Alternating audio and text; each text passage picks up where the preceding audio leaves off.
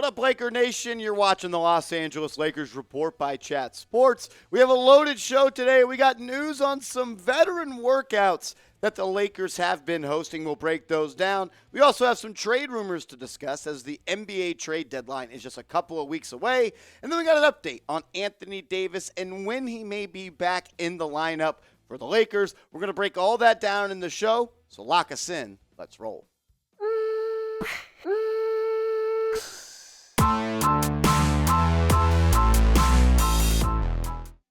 Welcome into the Lakers Report by Chat Sports. I'm your host, Marshall Green. Give me a follow over on Twitter at @MarshallGreen_. Everyone that gives me a follow from today's show, I'm going to give you a follow back. Just tweet me Lakers so I know that you came from this video. Let's get right into it. Lakers workouts have been going on for the past couple of days. Meyers Leonard and DeMarcus Cousins both worked out for the Lake Show over the weekend. Clearly, the Lakers are looking for another veteran big man to put on this roster with Anthony Davis not being able to play the past couple of weeks. They want a veteran in there. And I think it's kind of noteworthy that they brought in DeMarcus Cousins and Meyers Leonard, two big guys that can kind of stretch the floor a little bit and shoot a little bit of threes, trying to get a little bit more spacing on this offense. Darvin Ham had this to say. He said, "They both looked great. Whether or not we're able to do something with them is a different story. But we are constantly trying to kick the tires on different scenarios." And that's what good teams do. When there's players in free agency that are available, like a guy like DeMarcus Cousins, like a guy like Meyers Leonard. Cousins obviously having more success than Leonard in his NBA career. But it's never a bad thing to go out and see what's available. And I actually like the idea of adding a guy like DeMarcus Cousins. Because when you look at what he's done, we know that this guy is going to probably make or be at least a guy that could compete to be a Hall of Famer. What he did with the Sacramento Kings on that run, about a 5-6 year run of arguably being the best offensive center in the NBA.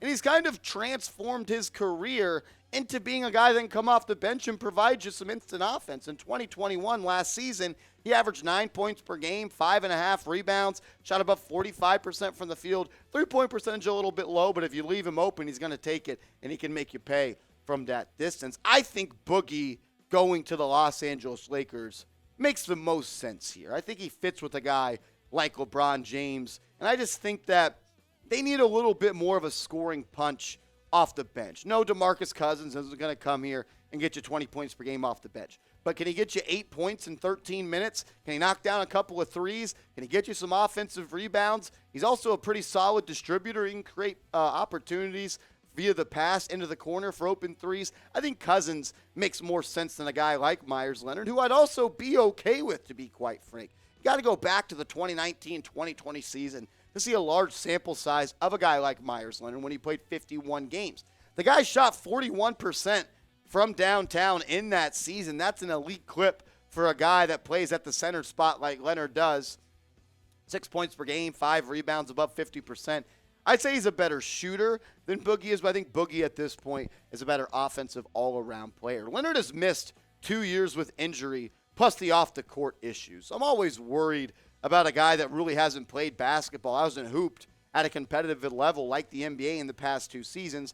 And I always feel like injured players, whether it be the NBA or the NFL are injured players, they stay injured. Hurt people stay hurt. And it would be awful if the Lakers brought in a guy like Leonard, and 2 weeks from now he sprains or pulls his hamstring, and he's out for another 2 weeks. Then it makes the signing really not make all that much sense. The Lakers do have a 10-day contract spot open with Sterling Brown's deal expiring. So you can kind of see the Lakers trying to tell you what they're looking at. They want a veteran big to come in, take a 10-day contract, see what he can do. If he fits, he sticks. If he doesn't, he dips. I think both these guys will be in the conversation. I think I would lean, though, more towards DeMarcus Cousins as the big man that I would want to go sign. I just think there's more juice there. I think it's a little bit more worth the squeeze. But I'll let the real ones, all the Lakers Report real ones, decide right now. Take the seat of the general manager for the Los Angeles Lakers.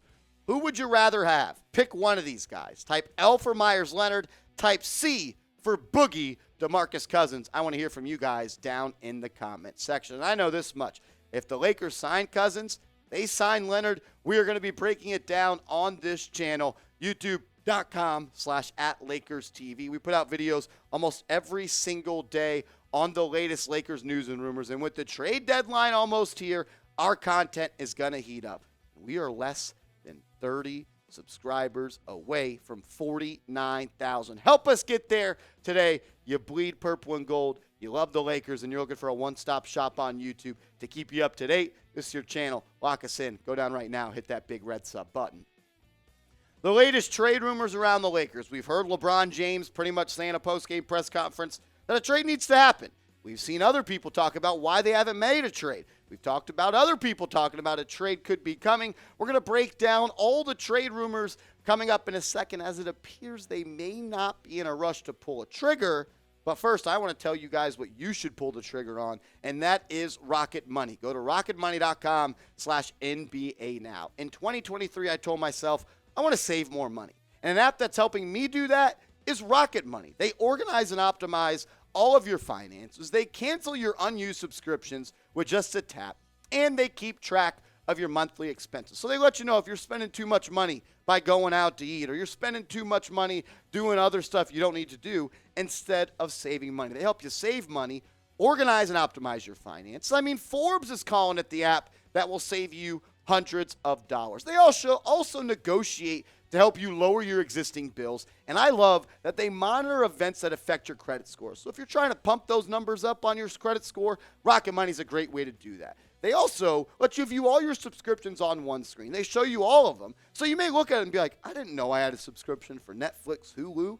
I only watch Hulu. You can cancel your Netflix subscription with just one tap. Stay on top of upcoming bills. Get hooked up with Rocket Money. Go to rocketmoney.com/NBA now. That link is in the comments and description of today's show. I just don't understand. And if someone in the comments section can let me know, why are the Lakers in no rush to pull the trigger on a big deal? I say it all the time, but I'm going to continue to say it. When you make a trade for Anthony Davis and you sign LeBron James, you have a small window to win. And every day that goes by, that window shrinks. And when you don't make this roster better, you don't make a trade, you're not willing to include your first-round picks that don't come until 2027 and 2029, that gap of winning and that window of winning is shrinking and shrinking and shrinking. You should be doing everything you can to maximize the window with LeBron James and Anthony Davis. This is what Dave McMenamin, shout out to him, said about the Lakers. You know what I'm talking about. If the right deal emerges, that will make them, in their eyes, a better team over the next 3 years. That's their priority. They want the team to get to the best level it can get while LeBron James is still on the roster.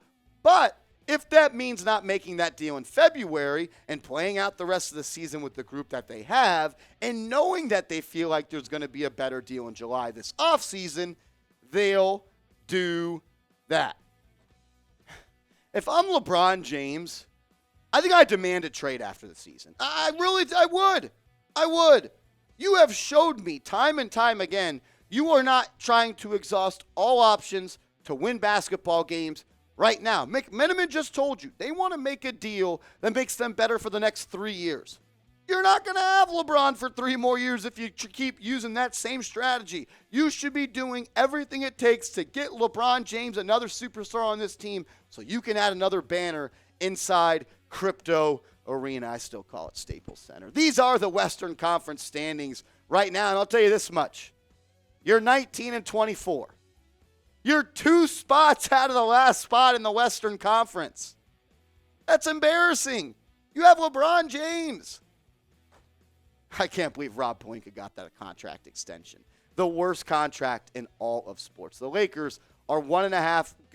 Look at the cup half full now. The Lakers are 1.5 games of the back of the play-in. But is it worth it making a big deal by the deadline? Yeah, it is. I mean, look, are you just going to sit on your hands and say, thanks, LeBron. Thanks for coming by L.A. Appreciate you. No, go make a move. Unless, you know why? You don't even have your first-round pick, so there's no point of freaking losing ball games. I just don't freaking get it with this team. Here are some realistic targets. Go get Bojan Bogdanovic. He's a professional scorer. He'll give you 20. He'll shoot 40% from 3. He'll be great to a guy next to a guy like LeBron James. You want a young clutch sports client that's athletic? What about Cam Reddish? He showed the ability to play defense and get out in transition. This is the trade I would make.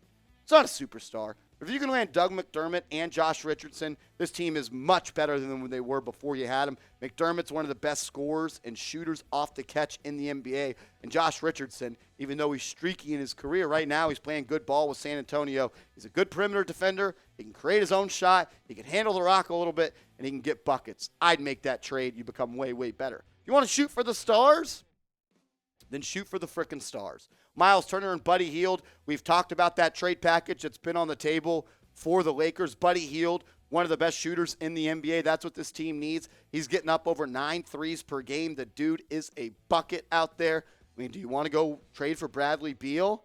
The dude can't stay healthy, and he's got one of the most expensive deals in the NBA. Zach LaVine, he's making over 250 M's, and his knees are made of paper mache. I wouldn't trade for him. DeMar DeRozan. Does the fit of DeRozan, LeBron, and Anthony Davis really make that much sense? I think you're better off making a trade for Dougie McBuckets and Josh Richardson than these three guys. My second trade would be Turner and Hield, but that would cost you a little bit more draft capital. Who cares what I say? What do you say? Should the Lakers make a trade this season?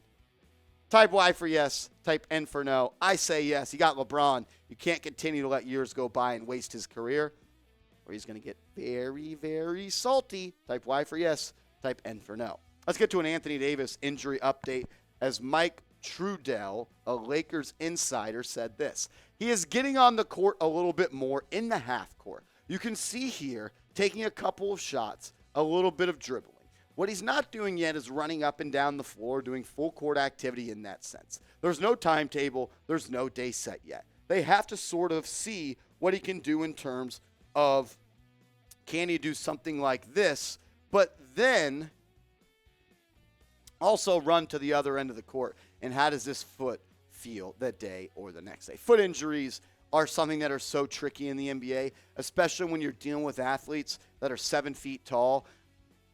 I'm always worried when you see these big men like Anthony Davis or Yao Ming or people struggle with foot injuries because they don't usually go away and they're a recurring theme. So big ups to Anthony Davis. Let's hope he can get back. It's upsetting because he was playing like the MVP of the NBA before he got hurt and the Lakers were cooking.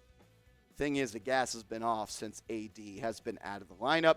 I do know this, though. We're going to keep you up to date once we get any update on Anthony Davis, trade rumors, news, anything you love about the Lakers. We talk about this on the show. So subscribe to the channel. And if you made it this far in the video, drop a real one so I know who finished the video.